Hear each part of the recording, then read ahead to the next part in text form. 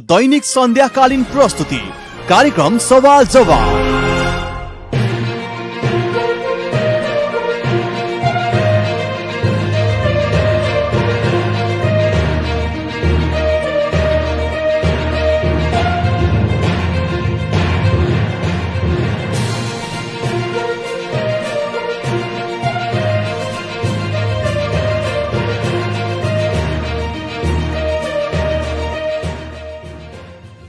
नमस्कार अनि हार्दिक स्वागत छ रेडियो सान्वी 96.4 मेगाहर्ट्ज को प्रस्तुति कार्यक्रम सवाल जवाबमा।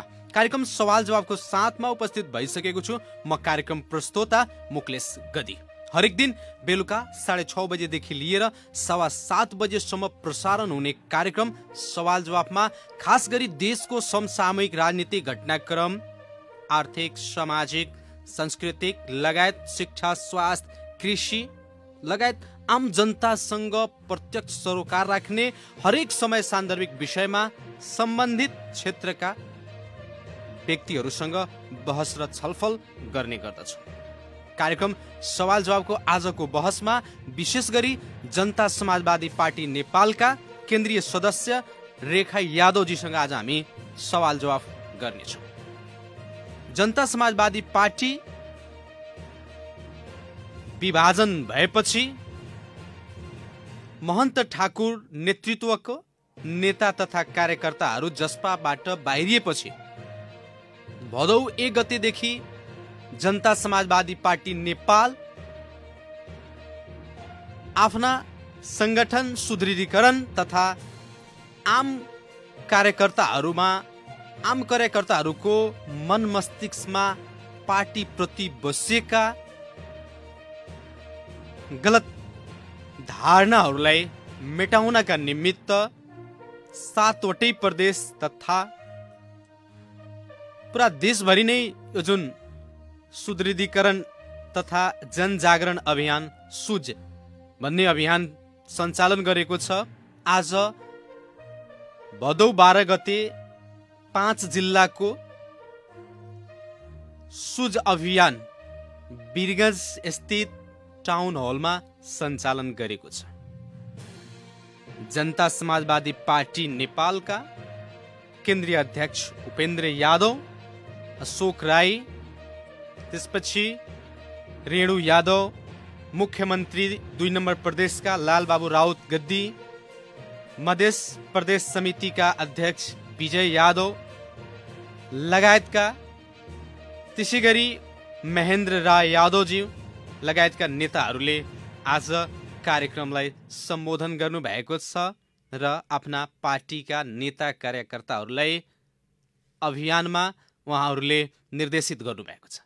यसै सन्दर्भमा रहेर हामी छलफललाई अगाडि बढाउँछ र आजको छलफलमा हामी जनता समाजवादी पार्टी नेपालका केन्द्रीय सदस्य रेखा यादवजीसँग हामी आजको सवाल जवाफ गर्नेछौँ। कार्यक्रम सवाल जवाफको आजको बहसमा रेखा यादवजीलाई स्वागत गर्न अहिले उहाँ हाम्रो सम्पर्कमा हुनुहुन्छ। सम्पर्क विच्छेद भएको छ, हाम्रा प्राविधिक मित्रले सम्पर्कमा ल्याउँदै हुनुहुन्छ। जसरी कि जनता समाजवादी पार्टी तत्कालीन राजपा र समाजवादी पार्टी मिलेर बनेको पार्टी हो जनता समाजवादी पार्टी। पार्टी भावनात्मक रूपमा, वैचारिक रूपमा र केन्द्रीय रूपमा एक भएर जनता समाजवादी पार्टी बन्यो, तर त्यसका प्रदेश कमिटीहरू, वडा कमिटीहरू, पालिका कमिटीहरू समायोजन हुन सकेन। 15 महिना बितिसक्यो। 15 महिना बितेपछि जनता समाजवादी पार्टीबाट महन्त ठाकुर, राजेन्द्र महतो, शरद सिंह भण्डारी लगायतका नेताहरू बाहिरिनुभयो। आधिकारिक रूपमा जनता समाजवादी पार्टी विभाजन भयो।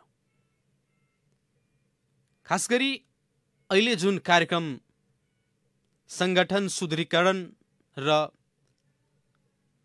जनजागरण अभियान जुन जनता समाजवादी पार्टीले अगाडि बढाएको छ, यसको आवश्यकता किन महसुस गर्यो? यतिखेर आएर यस विषयमा हामी बहसलाई केन्द्रित गर्नेछौँ। अबको दिनमा जनता समाजवादी पार्टीको कार्यदिशा के? कसरी पार्टीलाई अगाडि बढाउँछ? पार्टी विभाजन भइसकेपछि कस्तो प्रभाव पार्छ भन्ने विषयमा पनि हामी बहसलाई केन्द्रित गर्नेछौँ। हाम्रा सम्पर्कमा आइसक्नु भएको छ जनता समाजवादी पार्टीका केन्द्रीय सदस्य रेखा यादवजी। रेखाजी, स्वागत छ कार्यक्रम सवाल जवाफमा। धेरै धेरै धन्यवाद, आभारी छु। नमस्ते। नमस्कार।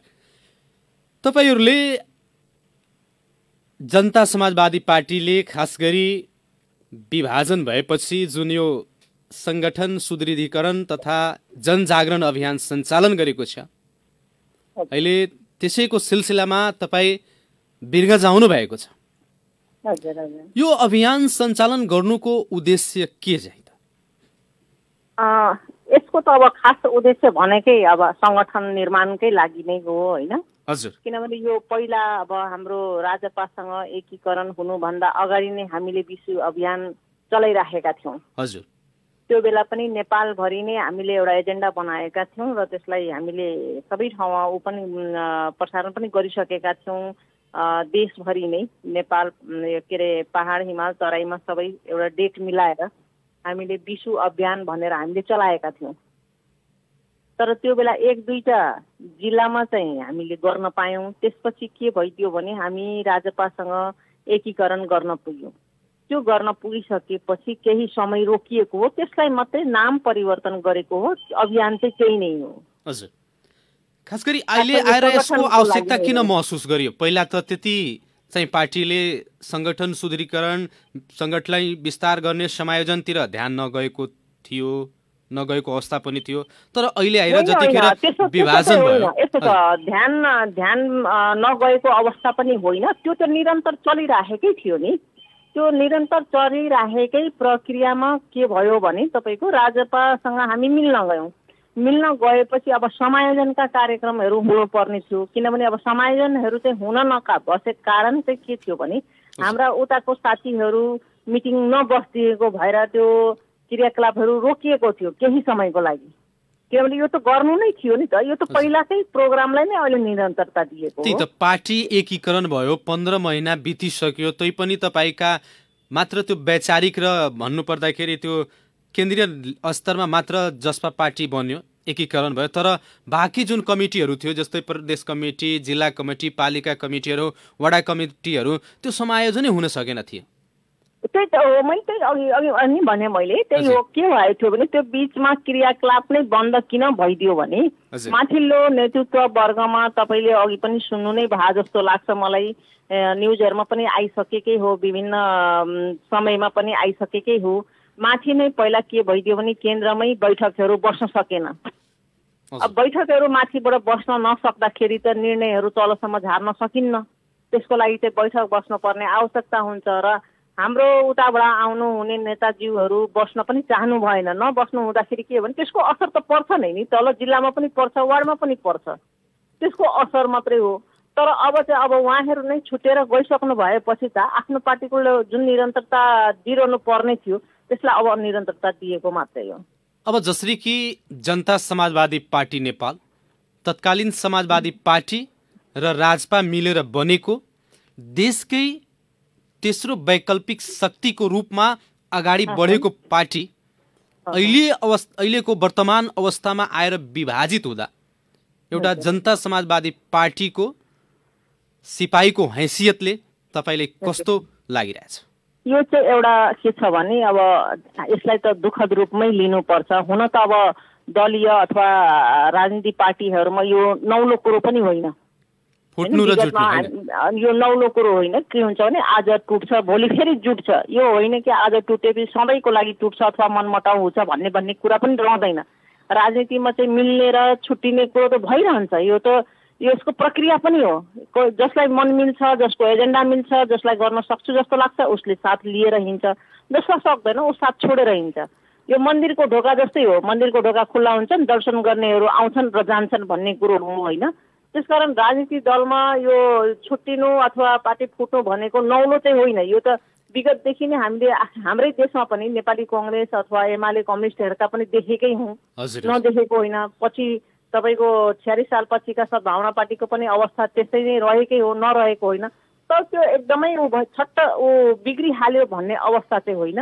हामीले फेरि एउटा दुःख लाग्ने चाहिँ हो, हेर्नुहोस्, किनभने जोड्न धेरै समय लाग्छ, तर धेरै छिटो हुन्छ होइन। त्यो चाहिँ तर चाहिँ आम मधेसी जनताको र तपाईँहरूको पार्टीसँग हजुर आबद्ध आस्था राख्ने आम जनता, नेता कार्यकर्ताहरूको मनोभावना थियो, जनभावना थियो कि तपाईँहरू एक ढिक्का भएर एउटा पार्टी भएर अगाडि बढ्नुहोस्, ताकि मधेसको जति पनि मुद्दाहरू छन् त्यो सम्बोधन होस्।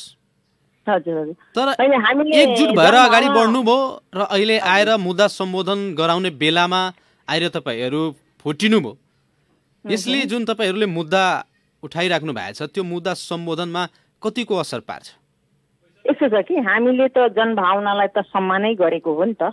तर हाम्रो हातको औँला पाँचवटै बराबर नभए जस्तै हो। हामी अब मानव प्रवृत्ति हो कि त्यो मानव प्रवृत्ति नै आउँछ राजनीतिमा पनि त। आखिर मानव प्रवृत्तिबाट त सुरु हुन्छ नि राजनीति पनि, होइन? अब खासमा हेर्नुहोस्, हामीले जनभावना पनि बुझेकै हो, त्यही बुझेर हामीले एकीकरण पनि गरेकै हो। अब समस्या के हुन्छ भने कहीँ मिल्न सक्छ, कहीँ नमिल्न सक्छ। अब फेरि सङ्घर्ष, हामी सङ्घर्षको बाटोमै थियौँ, अहिले पनि सङ्घर्षमै छौँ र भोलि पनि हाम्रो एजेन्डाहरू, मधेसका मागहरू यदि प्राप्ति नहुन्जेलसम्म पनि हामी त्यो बाटोमा सङ्घर्ष गरेरै हिँड्छौँ। र यो पार्टीको लक्ष्य पनि त्यही हो। यही दलको तपाईँको सुरुदेखि नै, आखिर जन्म नै तपाईँको अधिकारका प्राप्तिहरूका लागि नै थिए, समानताकै कुराका लागि थिए भने भोलिका दिन पनि त्यही रहन्छन्। जबसम्म टुटफुट भए पनि अथवा जोडिँदै जाँदा पनि बाटोमा त अब थुप्रै पहिरोहरू त आउँछ। तर त्यो पहिरो आयो भनेर डराउनु हुँदैन। हामी सबैले धैर्यताको साथ, म चाहिँ आम जनभावनालाई को मर्म बुझ्दै पनि के भन्न चाहन्छु उहाँहरूलाई भने पनि हामी अहिले पनि सङ्घर्षको बाटोमा छौँ, हामी साथ रहन्छौँ र सबैका भोइसहरूलाई एड्रेस गराउनको निम्ति हामी जुनसुकै चुनौतीहरूलाई पनि पार गर्दै जान्छौँ र सक्सेस पनि हुन्छौँ भन्ने पनि हाम्रो विश्वास पनि छ। तपाईँ पनि धेरै दिनदेखि मधेसी जनता र मधेसको मुद्दालाई अगाडि बढाउनका निमित्त धेरै सहयोग गर्नुभएछ, लाग्नु भएछ मधेसी जनताको हक अधिकारको लागि।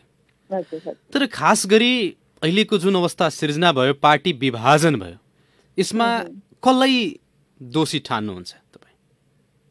यसमा त अब दोषी कसलाई भन्ने, हाम्रै देशको नागरिकलाई भन्नु पर्यो, होइन? अब हरेकको मन मिलेको हुँदैन, दलभित्र पनि त्यस्तै हुन्छ। अघि नै मैले भने 5वटा औँला नमिल्या जस्तै व्यक्तिमा पनि फरक त पर्छ। यसमा त म आम जनताको चाहिँ दोष दिदिनँ, यहाँनिर नेतैको गल्ती हो। नेताहरूले नै उहाँहरूको अन्डरस्ट्यान्डिङ नभएर आज यो समय आएको हो। त्यसकारण म जनतालाई चाहिँ यहाँ त कहीँ पनि मैले भन्ने ठाउँ छैन, तर म जनतालाई एउटा विश्वास दिलाउन चाहन्छु कि हामीले पनि गर्न पर्छ र गरेका पनि छौँ। त्यही भएर अगाडि पनि बढ्दै गइराखेको छौँ हामीले। र यो आजको यो सुदृढीकरणको जुन कार्यक्रम छ, हाम्रो यो अभियान छ, यो अभियानको एउटा लक्ष्य पनि त्यही नै हो। तर एउटा कुरा आइरहेछ कि जसले तपाईँहरूको तत्कालीन समाजवादी पार्टीलाई जोगाइदियो, फुट्नबाट बचाइदियो र अन्तत जनता समाजवादी पार्टी बनाइदियो, उसैलाई आज तपाईँहरू बाहिर फालिदिनु भयो, पार्टीबाट निष्कासन गरिदिनु भयो। कतिको यो न्यायोचित हो? यो चाहिँ मलाई अब मिथ्या आरोप जस्तो लाग्छ, होइन? अब जसले बचाइदियो भन्ने उसैले घाँटी काट्दियो भने के गर्ने? आफूले संरक्षण गर्ने कि नगर्ने कुरा त्यहाँ पनि त आउँछ नि त, होइन? हामी मान्छौँ, एकदम हाम्रो क्रिटिकल समय थियो। त्यस समयमा उहाँहरूले हामीलाई बचाउने भूमिका पनि गर्नुभएको तर त्यसलाई निरन्तरता दिनुपर्ने थियो।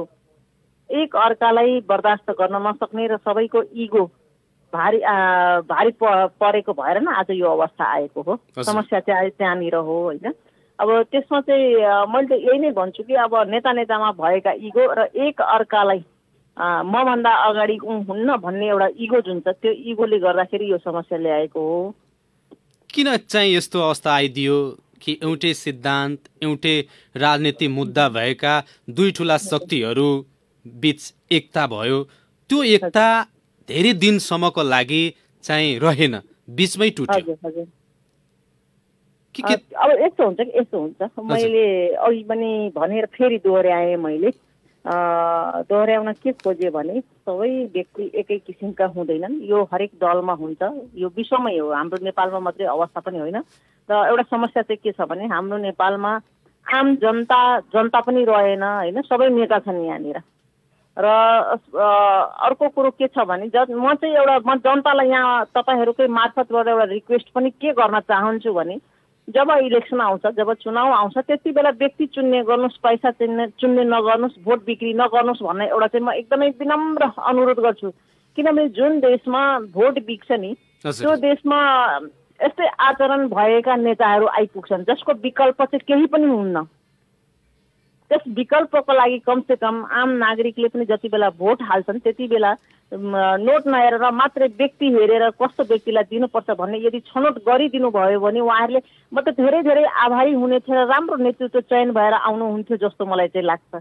त्यो हाम्रो देशमा अलिकति कमी भएको हो कि भन्ने र त्यसको लागि चाहिँ म क्षमा पनि उहाँहरूसँग माग्न के चाहन्छु भने यसमा हामी पनि कहीँ न कहीँ हामी चुकेका छौँ र हरेक पार्टीका पोलिटिसियनहरू पनि चुकेका छन्।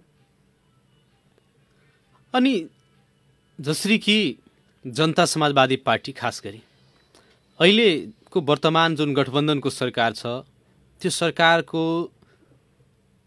काम कर्तव्य र त्यसको काम कारवाहीहरूलाई हेर्दाखेरि एउटा विषम परिस्थितिमा निर्माण भएको सरकार कोरोना महामारीको बीच जनताको जुन भावना थियो त्यो जनभावना बमोजिम काम गरेको यहाँ हेरिराख्नु भएको छ।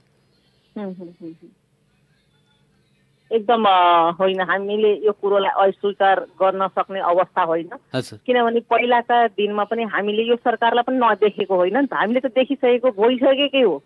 तर फेरि किन बनाउनु भयो त यस्तो? हामीले भइसकेको हो, तर समस्या के भइदिएको थियो भने हामीले ओलीको जुन अत्याचारको सीमा थियो नि त्यसलाई सहन नसक्ने अवस्था भइसकेको थियो आम नागरिकले पनि। किनभने ओलीमा यति तानासा भयो, त्यो तानासाको कारण हो। नत्र भने हेर्नुहोस् अब ओली भने पनि उही हो, देउवा भए पनि उही हो, हामीले भोगिराखेकै हो। तर केही कम बेसी मात्रै हामीले चाहिँ कमसेकम आम नागरिकले त्यो दुःख नपाओस् जुन उसले गरिरहेको। यदि मानिलिनुहोस् भोलि आज पनि हामी यो सरकारमा गयौँ भने पनि यदि भोलि उसले ओलीकै जस्तो आचरण यदि देखाउने हो भने हामी त्यसैमा बसिरहनु पर्ने आवश्यकता पनि छैन, यो गठबन्धन रहन्छ भन्ने पनि आवश्यकता छैन। त्यसको लागि त कुनै न कुनै तोड त निकालिन्छ। जसरी अब ओलीलाई फाल्नलाई हामीले जुन अहिले गऱ्यौँ जति भूमिका खेल्यो त्यो भनेको त ओलीलाई फालेको होइन नि, हामीले त उसको तानासालाई फालेको हो, त्यो तानासालाई ब्रेक गरेको। यदि भोलि गएर देउवाले पनि यदि त्यस्तै गर्ने हो भने त हामी उसलाई पनि कहाँ छोड्छौँ। अब जसरी कि तत्कालीन प्रधानमन्त्री केपी शर्मा ओलीले त्यही अहिले जुन राजनीतिक अध्यादेश जुन आयो नि, दल विभाजन सम्बन्धी अध्यादेश, जसको कारणले गर्दाखेरि तपाईँहरू एक ढिक्का हुनुभयो, त्यतिखेर जसपाको जन्म भयो। त्यो बेला दल विभाजन सम्बन्धी अध्यादेश गलत थियो, तपाईँहरूले विरोध गर्नुभयो। तर ठ्याक्क अहिले आएर यो देउपाजीको सरकारले जुन दल विभाजन सम्बन्धी एकदम सहज ढङ्गबाट दललाई के गर्ने, टुक्रा पार्ने जस्तो अध्यादेश ल्याउनु भयो, जसको फलस्वरूप नेकपा एमाले दुई धारमा बाटियो, अलग भयो। त्यसपछि जनता समाजवादी पार्टी पनि अलग भयो। किन? त्यतिखेर ल्याएको अध्यादेश चाहिँ गलत थियो, अहिले ल्याएको अध्यादेश चाहिँ सही हो र? होइन, हिजो पनि गलत थियो, आज पनि गलत नै छ। तर गलत हो भने तपाईँले किन विरोध गर्न सक्नु भएन? विरोध पनि भइराखेको छ, विरोध नभएका होइन। हाम्रा नेताजीहरू पनि ठाउँमा बोलि नै राख्नु भएको छ र जति बेला पनि बैठक बसिन्छ यो कुराहरू राखिन्छ र यसलाई या त खारिज गर्न पर्यो, यसलाई खारिज गर्नुपर्छ भन्ने हाम्रो पनि भनाइ हो होइन। यो अध्यादेश हिजो गलत थियो भने आज सही हुनै सक्दैन, आज पनि गलत नै हो। यसलाई हामीले गलत नै मानेका छौँ र हामीले हाम्रा हरेक प्रोग्रामहरूमा पनि यी कुराहरूलाई हामीले लाने गरेका छौँ। किनभने गलतलाई त गलत भन्न पर्यो नि, हामीले ल्याएको देउवा भन्दैमा उसले गरेको गल्तीहरूलाई त एक्सेप्ट गर्दै हिँड्ने त हाम्रो पनि आचरण। यो अध्यादेश ल्याउन आँट त तपाईँहरूकै बलमा गरे होला? होइन होइन, यो बिना सल्लाहको हो, सल्लाह भएको पनि छैन, सल्लाह गरेको पनि होइन, सल्लाह बिनाको आएको अध्यादेश हो। र जब भइसकेपछि किनभने हेर्नुहोस् यो अध्यादेशले त आखिर हामीलाई पनि त समस्यामा पारेको हो नि त, नपारेको त होइन नि होइन। हाम्रो पार्टी पनि दुई टुक्रा त पारेकै हो र अब यो गर्न नहुने कुरो चाहिँ यो सरकारले गरेकै हो, जसलाई हामीले विरोध गरेकै हौँ र यो पक्षमा हामी पनि छैनौँ र हामीले चाहिँ यो चाहिँ खारेज हुनुपर्छ भन्ने हाम्रो माग अहिले पनि छ हाम्रो। हजुर, किनभने कि जुन कदम गलत छ भन्ने त्यसलाई गलत भन्नु पर्यो र त्यसको विरोध गर्नु पर्यो, जुन ठिक छ त्यसलाई सपोर्ट गर्नु पर्यो। त्यही हो, ठिकलाई हामीले समर्थन गर्न जाने हो, तर बेठिकलाई चाहिँ औँल्याइदै जाने हो र त्यसमा फेरि सङ्घर्ष गरिन्छ। अब जसरी कि अहिले यो जुन अध्यादेश सरकारले ल्यायो, यो अध्यादेशसँगै जतिखेर तपाईँहरूले प्रधानमन्त्रीले पुस 5 गते तत्कालीन प्रधानमन्त्री केपी शर्मा ओलीले पुस 5 गते संसदलाई विघटन गर्नुभयो पहिलोचोटि, त्यो बेलादेखि तपाईँहरू आन्दोलनमा आउनुभयो कि केपी शर्मा ओलीले असंवैधानिक, अलोकतान्त्रिक र प्रतिगमनकारी कदम चालेकोले तपाईँहरू एक ढिका भएर आन्दोलन गर्नुभयो। त्यसपछि जुन देशमा एउटा संवैधानिक र राजनीतिक सङ्कट उत्पन्न भयो, त्यसलाई चिर्दै फेरि सर्वोच्च अदालतले संसदलाई पुनर्स्थापना गर्यो। फेरि चाहिँ केपी शर्मा ओली प्रधानमन्त्री हुनुभयो र फेरि दोस्रो पल्ट पनि विघटन गरिदिनु भयो। यो जुन राजनीतिक र संवैधानिक सङ्कटहरू आउँदै गयो देशमा र अहिले पनि राजनीतिक र संवैधानिक सङ्कटबाट देश मुक्त हुन सकेको छैन, कारण के? अब यो समस्या चाहिँ के हो भने अब यो अलोकतान्त्रिक पद्धतिलाई नै निरन्तरता दिएकै। अब जसरी हामीले ओलीको समयमा होइन ती कदम चालिसकेपछि फेरि पुनर्बहाली भनौँ, म चाहिँ पुनर्बहालीले जागिर खान गएको जस्तो पनि लाग्न थालिसक्यो। अब एउटा आएर निकाल्ने, एउटाले फेरि ल्याएर थपक्क राखिदिने, एउटै संसद एउटै सरकारले एउटै कार्यकालभित्र दुई पटक विघटन गर्नु, त्यो भनेको त एकदम लागै मर्दो कुरा पनि हो क्या। किनभने अब सर्वप्रथम त त्यो हुनै नहुने थियो। दोस्रो कुरो त के भइदियो भने फेरि आफैले विघटन गरेको सदनबाट आफैले आफूलाई प्रधानमन्त्री बन्नुपर्छ, मैले पाउनुपर्छ, मलाई चान्स देऊ, मौका देऊ भनेर भिख माग्नु कतिसम्मको यो जायज कुरो हो र कति लाज नलाग्ने कुरो हो जस्तो पनि हामीले पनि फिल गरेको, आम जनताले पनि फिल गरेकै कुरा हो यो चाहिँ होइन। अब असंवैधानिक कदम त चालेकै हुन्। हामीले चाहिँ अब असंवैधानिक कदम यदि भोलि गएर यदि यो सरकारले पनि असंवैधानिक कदम उठाउँछ भने यदि हामी सरकारमा गयो भने पनि त्यसलाई समर्थन गर्नुपर्छ भन्ने छैन नि त। किनभने हामी त्यो समर्थन गर्न कसैको मतियार बन्न गएको होइन, असंवैधानिक कदमका मतियार हामी बन्दैनौँ। त्यसकारण उनीहरूले यदि त्यस्ता कदमहरू चाल्छन्, यो जनतालाई त्यस्तो आघात पुग्ने काम गर्छन्, जनताको हक अधिकारलाई उछिन्ने कुरा गर्छन् भने भोलि फेरि हामी बाहिरिन्छौँ पनि र यो सरकारको पनि हामी विरोधमा जान्छौँ। विकल्प त मान्छेले कहीँ न कहीँ त खोज्छ नि, विकल्प नहुनु होइन, राजनीतिज्ञहरूले विकल्प खोज्छन्। हजुर, किनभने कि विगतको इतिहास हेर्दाखेरि, विगतका आन्दोलनहरूलाई हेर्दाखेरि, 2007 सालको, 36 सालको, 46 सालको जनआन्दोलनहरू हेर्दाखेरि आन्दोलन गर्ने बेलामा सबै पार्टी एक हुन्छ, एक ढिका भएर आन्दोलन गर्छ। जब आन्दोलन गरिसकेपछि त्यसबाट प्राप्त जुन उपलब्धि हुन्छ त्यो उपलब्धिहरूलाई संस्थागत गर्न नसकेर बिचमै फुटको राजनीति हुन्छ र दल विभाजन हुन्छ, एकअर्काको आरोप प्रत्यारोपमा लागिहाल्छ दल, अनि त्यो जुन पाएको उपलब्धि पनि हुन्छ त्यो गुमाउनतिर पुगिहाल्छ। त्यस्तो अवस्था अहिले सृजना भएको छ कि छैन, यहाँलाई के लागिरहेछ? मैले होइन, यो अहिले हजुरले भन्नुभएको कुरालाई चाहिँ म पूर्ण समर्थन गर्छु। किनभने यसमा चाहिँ म आफै पनि म लडिरहेकै मान्छे हुँ होइन। त्यसकारण के छ भने यो कुरालाई म समर्थन गर्दै नै अगाडि बढ्छु कि अब यो संस्थागत चाहिँ नहुन सकेकै हो। किनभने कि अहिलेको जुन अवस्था छ, दलहरू विभाजित भइरहेछन्, यसले त त्यही कुरा देखाइरहेको छ। यो चाहिँ हाम्रो कमजोरी नै, यसलाई कुनै लुकाउने अथवा छुपाउने कुरै छैन यसमा चाहिँ।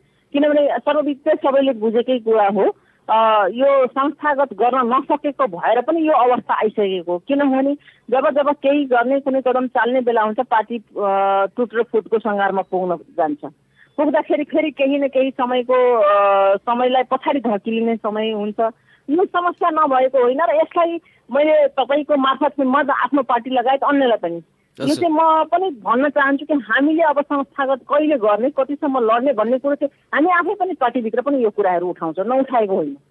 म आफैले पनि उठाइरहेको व्यक्ति हुँ। किन हामीले संस्थागत गर्न सकेनौँ, किन हामी सधैँ एक आपसमा लड्यौँ भन्ने कुरो सवालहरू हामी आफै पनि त्यो सवालहरूसँग जुझिरहेका छौँ र हामीले पनि यो सवालको जवाब पनि चाहिरहेका छौँ। जुन अहिलेको अवस्था जुन अहिले सिर्जना भयो यही सबको कारण त हो नि। हजुर, कहाँनिर दलहरू गल्ती गर्छन् जसको कारणले गर्दाखेरि पाएको उपलब्धिलाई पनि संस्थागत गर्न सक्दैन, फेरि पुरानै प्रवृत्तिमा जान्छ?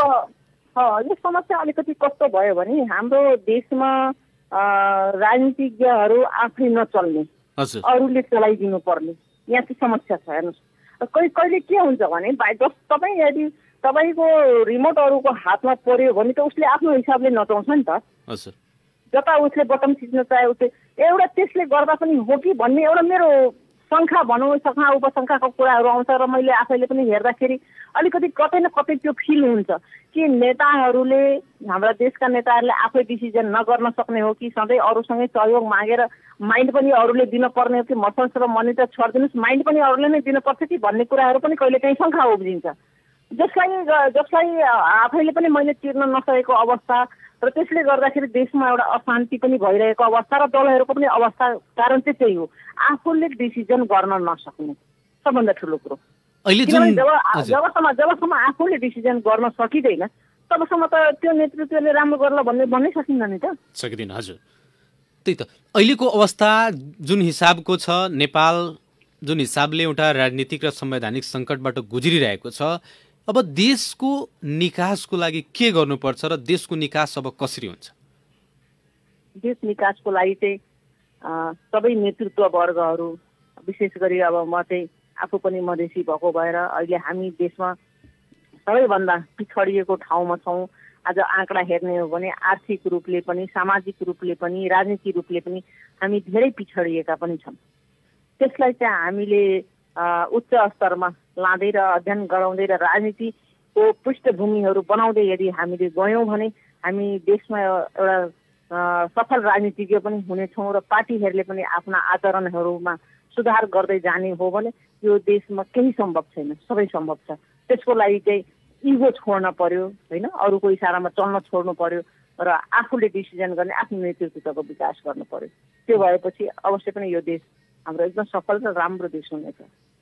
जबकि देशमा एउटा यस्तो शासन व्यवस्था आएको छ, सङ्घीय गणतन्त्रको स्थापना भएको छ, यस्तो अवस्थामा यस्तो परिवर्तन भएको बेलामा पनि जनताले, जुन जनताको जनभावना थियो त्यो बमोजिमको विकास र समृद्धिको आभास जनताले गर्न पाइराखेका छैन। त्यसको लागि के गर्नुपर्छ त सरकारले? त्यो चाहिँ यस्तो हो, त्यो अब हेर्नुहोस्, यो त अहिले फाउन्डेसन पनि बनेको छैन कि, यो संहिता त भर्खरै सुरु भएको हो नि त, भर्खरै लागू भएको, धेरै भएको छैन नि। 2-4 वर्ष नै विकास भइहाल्छ या एकदम समृद्धि हुन्छ भनेर सोच्नु नै हिँड्न जस्तो मलाई लाग्छ, किनभने यसको अभ्यासै नभएको। अहिले भर्खर हामीले जग खन्दैछौँ, फाउन्डेसन भर्खरै हामी तयार गर्दैछौँ, यो सुरुवाती दौर हो, यो पनि हुन्छ नहुने होइन। एकातिर तपाईँहरू जग खन्दै हुनुहुन्छ, अर्कातिर त्यो जगलाई पुर्ने काम, पुर्ने गतिविधिहरू पनि सञ्चालन भइरहेका छ, यहाँलाई के लाग्छ? त्यो त अब रिस्क लिनुपर्छ नि होइन, हाई रिस्क बिना त केही पनि चल्दैन नि, राजनीति पनि एउटा रिस्क हो, नेताहरूले त रिस्क लिनै पर्छ। फाउन्डेसन कसैले पुर्छ भने फेरि छन्ने, कमिलाको इक्जाम्पल नै दिउँ, एउटा कमिला भित्ताबाट 10 चोटि झर्छन् अथवा 100 चोटि झर्छन्, तर अन्तिममा त्यो कमिला त चढ्छ नि त माथि, सफल पनि हुन्छ, उसले आफ्नो भ्यूसम्म, ऊ लक्ष्यसम्म पुग्न पनि सफल हुन्छ। त्यसै गरी यो प्रदेशको पनि कसैले यदि भत्काएर भत्किन्छ भन्ने होइन कि, मैले गर्न सक्छु भनेर त अघि बढ्नुपर्छ। प्रदेशका नेताहरू पनि हाम्रो फेरि अहिले त झन् नयाँ युवाहरू आउँदै हुनुहुन्छ, अबको नेतृत्व भनेको युवाहरूले गर्नेछन्। युवाहरूले अब अहिलेको युवाहरूमा चाहिँ के हुन्छ भने तपाईँको अब पढेको पनि हुन्छन्, उनीहरूसँग बुद्धि पनि त्यति नै हुन्छ, क्षमता हुन्छन्, मनी मसल्स माइन्ड सबै एकैसँग भइदिएपछि त हामीले अन्त खोल्न जानु पर्दैन। अब त हाम्रा युवाहरूले नै अब यो कार्यभार सम्हाल्छन् भोलिका दिनमा र हेर्नु होला एकदम मजबुत बिल्डिङ बन्छ हाम्रो प्रदेश। अब जसरी कि अहिलेको जुन वर्तमान राजनीतिक अवस्था छ, दलहरूको यो बदलिदो एउटा प्रवृत्ति, बदलिदो जुन यो रवैया छ, यसले गर्दा आम जनतामा जसरी कि विगतमा विभिन्न शासन व्यवस्थाहरू आयो र त्यसबाट खासै उपलब्धि हुन सकेन, त्यो आयो र गयो, त्यसरी नै यो संहिता पनि जान्छ कि भन्ने जुन सोच पलाइराखेको छ, त्यसप्रति तपाईँले के भन्न चाहनुहुन्छ? होइन, यसमा त हामी पनि गम्भीर छौँ। यो वास्तवमा यसलाई नकार्न सकिँदैन, किनभने विगतमा संहिता नै सुन्न नचाहनेहरूले त यो त मधेस आन्दोलनले उब्जाएको न हो। मधेस आन्दोलनले जलमल दिएर यहाँसम्म ल्याइसकेको हो।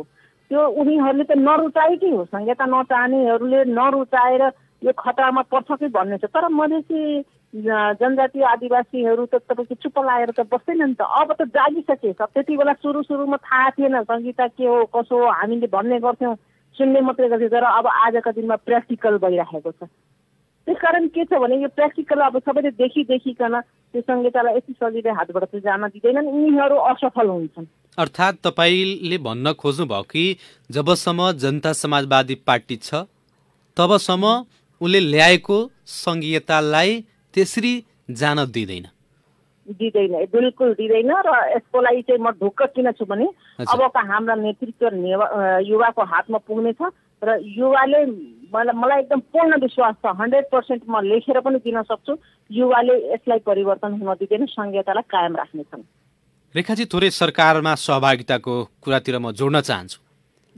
तपाईँहरूकै पार्टीको कारणले गर्दाखेरि र माधव समूहलाई फोड्नका लागि पनि र जनता समाजवादी पार्टीका अध्यक्ष उपेन्द्र यादवजीले आधिकारिकता पाइसकेपछि दलविहीन अवस्थामा पुगेका महन्त ठाकुरलाई पनि सेफ राजनीतिक ल्यान्डिङ गर्नका लागि जुन अध्यादेश ल्यायो र दलहरूलाई विभाजन गरियो, त्यसकै लागि सरकार विस्तार आफ्नो जुन मन्त्रीमण्डल विस्तार थियो त्यो रोक्या थियो।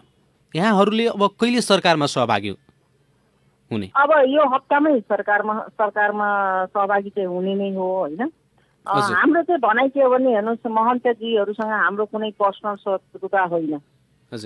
उहाँहरूले पनि सेफ ल्यान्डिङ हुनै पर्छ, उहाँहरूको दल हुनै पर्छ, किनभने उहाँहरू पनि राजनीतिज्ञ हो। देशमा उहाँहरूको योगदान नभएको होइन नि त, उहाँहरूको पनि त योगदान त छ नि देशमा होइन। त्यसकारण हामीले चाहिँ उहाँहरूको कुभलो कहिले पनि सोच्न सक्दैनौँ, किनभने एक त सर्वप्रथम त के हुन्छ भने एक त हाम्रो एउटा कहीँ न कहीँ एउटा सफ्ट कर्नर के हुन्छ भने उहाँहरू मधेसी हुनुहुन्छ। दोस्रो कुरो उहाँहरू राजनीतिज्ञ हुनुहुन्छ, कसैको पनि राजनीतिक गौण हुनु हुँदैन, किनभने उहाँहरूले फेरि नयाँ नेतृत्व पनि त ल्याउनुहुन्छ नि। त्यसकारण गौण हुनुपर्छ भन्ने मेरो पर्सनली मलाई यदि सोच्नुहुन्छ भने म चाहिँ त्यो पाटोमा म कहिले पनि जाँदिनँ। अनि सरकारमा कति दिनमा, एक हप्तामा भन्नुभयो कि हामीहरू सरकारमा सहभागी हुन्छ। तपाईँहरूको कार्यकारिणी जुन समिति छ नि, अस्ति जुन बैठक बस्यो विभाजन पछिको र आधिकारिकता पाइसकेपछिको पहिलो जुन बैठक थियो, त्यो बैठकमा सरकारमा सहभागिताका शर्तहरू बारे चर्चा भयो कि भएन? केही निर्णय भएछ कि? त्यो भइराखेको छ। जसरी अस्ति नै अब अस्ति त विधेयकबाट ल्याए, अब विधेयकबाट त नहुने भन्ने कुरो त हामीले पनि विधेयकबाट ल्याउन हुन्न, सदनबाट लानुपर्छ भन्ने कुरा हाम्रो पनि हो। शर्तहरू त हुन्छ नि त, शर्त बिनाको त जाने कुरो त हुँदैन। के शर्त छ? विगतमा तपाईँहरूले जुन मुद्दा उठान गर्नुभएछ त्यो मुद्दाहरू छन् कि त्यसबाट विचलित हुनु भएको छ तपाईहरु? हेर्नुहोस्, अब जसरी स्वायत्त मधेसका कुराहरू पनि थियो, बिचमा के हल्लाहरू सुनियो भने सबै नेताले स्वायत्तताको कुरा गर्न छाडे भनेर भन्ने कुरा पनि आएका छन् हैन। त्यो पनि छन्, पहिचानका कुराहरू छन्, तपाईका प्रदेशका अधिकारका कुराहरू छन्। यी कुराहरूलाई सबै एड्रेस गराउनको निम्ति नै अब जाने हो भने त सशर्त जाने हो नि त, निशर्त जाने त कुरै आउँदैन। निशर्त त हामी गएर के उपलब्धि हुन्छ र हाम्रो? तर विगतमा पनि तपाईहरु विभिन्न शर्त गरेर सरकारमा सहभागी हुनु भएछ, त्यै पनि मधेसी जनताको खास गरी मधेसको जुन समस्या छ, तपाईले जुन मुद्दालाई अगाडि बढाउनु भएको छ, त्यो मुद्दा अहिलेसम्म सम्बोधन भएको छैन। किन? समस्या छ नि त, त्यहाँ गणितीय खेल छ नि त। फेरि सदनमा आज गणित बिना त कुनै पनि मुद्दा त पास हुँदैन हैन। अब हाम्रो सदनमा सोच्नुस् न, हाम्रो मधेसी दलहरूले त्यति बेला पनि, जति बेला संघीय समाजवादी थिए, यता राजपा थिए, हाम्रो यहाँ 2 नम्बर प्रदेश अथवा तल्लो भाग पहाडको मैले अहिले काउन्ट गरिन, तल्लो तराईबाट झापादेखि कञ्चनपुर कैलालीसम्मको हामीले कतिवटा सांसद पठायौँ। समस्या त त्यहाँ पनि छ नि त। हाम्रै कमजोरी पनि भए तापनि हामी कति पुग्यौँ त्यहाँ? गणितीय खेल हुन्छ त्यहाँनिर। गणितीय खेलले गर्दाखेरि भोलि होला नहोला भने त्यति बेला त अब के हुन्छ भने सबभन्दा ठुलो समस्या के छ भने अरू एजेन्डामा हामीसँग मिल्दिने, जब हाम्रा एजेन्डाका कुराहरू हुन्छन् उनीहरू मिल्दिने। समस्या त्यहाँ हो नि त। ती त सत्ता पक्षले वा पहिलादेखि जसले संघीयताको नाम पनि नसुन्ने, मधेसीको नाम पनि नसुन्ने, मधेसको मुद्दा सम्बोधनतिर पोजिटिभ भाव नराख्नेहरू अहिले कायमै छन्। उनीहरूले खास गरी तपाईहरूको मुद्दा जुन छ त्यो सम्बोधन नगर्नुको कारण के हो? कारण त तपाईँले खाइ पाइरहेको अधिकार कसैलाई काटेर दिन खोज्नुहुन्छ र? सबभन्दा पहिला कुरो यहाँ त खाइ पाइरहेको अधिकारलाई कटौती गर्नलाई गाह्रो भएको हो नि त। आज यही जुन संविधानमा पनि जति पनि समावेशीका कुराहरू छन्, समानुपातिका कुरा, उनीहरूलाई त त्यही नै टाउको दुखाइ भएको छ हजुर। भने त उनीहरूले त त्यो त चाहँदैन नि तपाईँको होस् भनेर। त्यसकारण हाम्रो एजेन्डा आउने बित्तिकै तपाईँहरूको यो चाहिँ के हुन्छ भने यो मधेसीको एजेन्डा हो, यो आदिवासीको एजेन्डा हो, यो जनजातिको एजेन्डा हो भन्ने एउटा समस्या। त्यो हुँदाखेरि उनीहरू खाइ लाई पाइ त कहाँ छोड्छ र समस्या। अब जसरी कि पहिलो मधेस आन्दोलनबाट उब्जिएका र अगाडि बढाइएका मधेसका मुद्दाहरू अहिलेसम्म आएर सम्बोधन नहुँदाखेरि यो तपाईँहरूको आन्दोलन, यो तपाईँहरूको सङ्घर्ष कहिलेसम्म जारी रहन्छ? जबसम्म हुँदैन, किनभने सङ्घर्षको त हेर्नुहोस् कहिले पनि अन्त हुँदैन। कहीँ पनि कुनै पनि ठाउँमा सङ्घर्ष अन्त हुँदैन। यदि तपाईँको यदि लक्ष्य प्राप्ति भइसकेको भए आज सायद यो सवाल तपाईँले पनि मलाई अहिले गरिराखेको हुँदैन थियो होला। तर समस्या चाहिँ त्यही नै हो, अब लक्ष्य प्राप्ति नहुन्जेलसम्म त सङ्घर्ष त गर्नै पर्यो नि, होइन? जबसम्म अधिकार प्राप्त हुँदैन कार्यक्रम मार्फत नै म त्यही भएर आम जनतालाई चाहिँ के भन्न चाहन्छु भने जति बेला चुनाव आउँछ प्लिज भोट दिनु होला, एकदम निष्पक्ष भएर भोट दिनु होला। हेर्नुहोस् अधिकार प्राप्ति हुन्छ नै।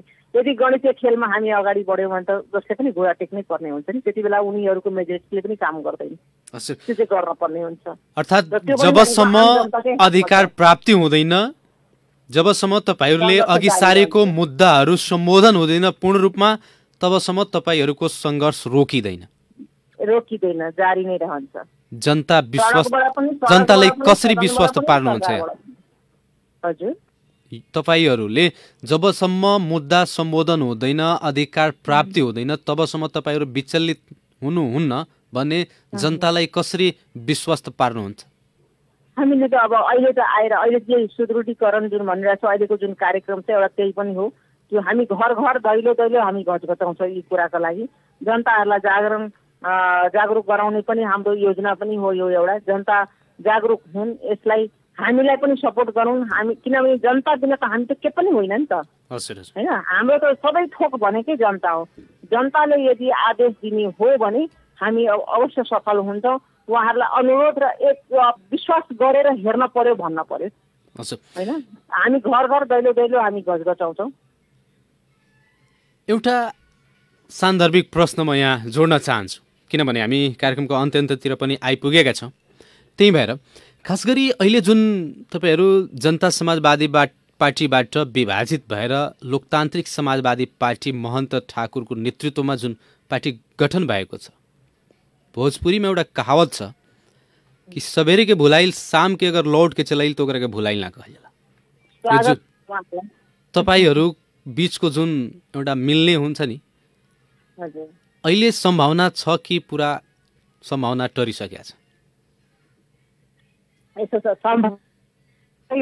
सम्भावना टर्दैन, हजुर, मात्रै समयको कुरा हुन्छ। कहिले छिटो हुन्छ कहिले ढिलो हुन्छ भन्ने कुरा मात्रै हो। अर्थात् समय आयो भन्ने तपाईहरू फेरि मिल्नुहुन्छ? एकदम हामी स्वागत गर्छौँ उहाँहरू। त्यसको लागि तयार हुनुहुन्छ तपाईहरू? एकदम तयार छौँ हामी, स्वागत गर्छौँ। हामी त अहिले पनि यसमा पहल पनि गरिराखेका छौँ।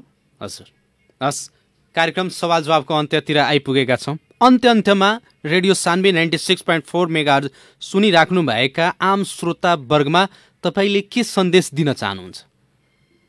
उहाँहरूलाई हामी चाहिँ यति नै भन्न चाहन्छौँ कि हाम्रो तर्फबाट पनि पर्सनल मबाट पनि हामीलाई विश्वास गरेर हेर्नुहोस्। हामी तपाईँहरूको मनमा छिर्ने प्रयास हामी गर्नेछौँ र हामीलाई सधैँ सहयोग गर्नुहोला। हामी सहयोगको अपेक्षा गर्छौँ र हामीले जुन मुद्दा उठाएर हिँडेका छौँ त्यो मुद्दालाई लक्ष्यमा पुर्याउने हाम्रो अन्तसम्म पनि हाम्रो कोसिस रहिरहनेछ। धेरै धेरै धन्यवाद। समय सान्दर्भिक बहसको लागि समय दिनुभयो, त्यसको लागि यहाँलाई धेरै धेरै धन्यवाद दिन चाहन्छु। धेरै धेरै धन्यवाद, आभारी छु तपाईको। हस्, नमस्कार। आदरणीय श्रोता, कार्यक्रम सवाल जवाबको आजको विशेष बहस जनता समाजवादी पार्टीका केन्द्रीय सदस्य रेखा यादवजीसँग हामीले सवाल जवाफ गर्यौँ।